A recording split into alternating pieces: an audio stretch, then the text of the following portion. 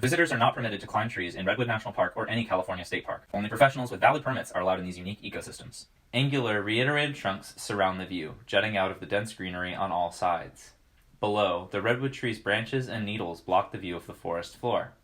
In full safety and climbing gear, Sillett sits on a branch of one of these trunks, 10 feet above the camera.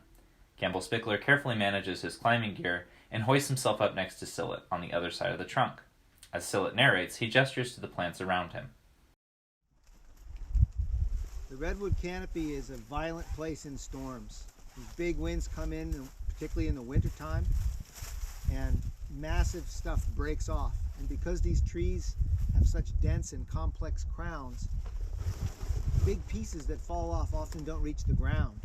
And so, for example, here, just above me, is this big old dead branch that's wedged into place, along with another one here.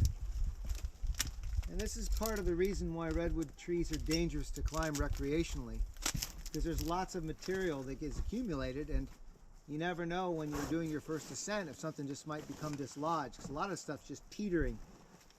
But what's really interesting is that these dead pieces of wood that get hung up in the canopy become important habitats for lichens and bryophytes. And you can see all the stuff living on the surface of these wedged dead branches.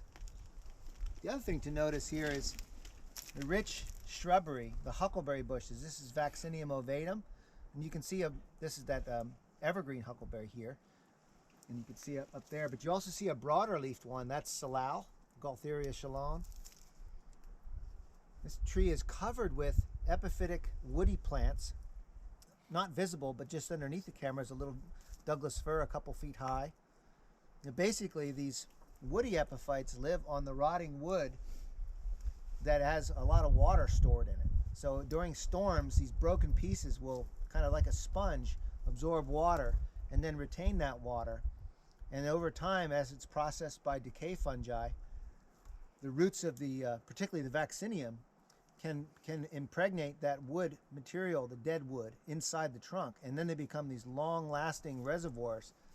And that's why these huckleberries are often really covered with fruit in the fall, because they have an unlimited water supply inside these trunks.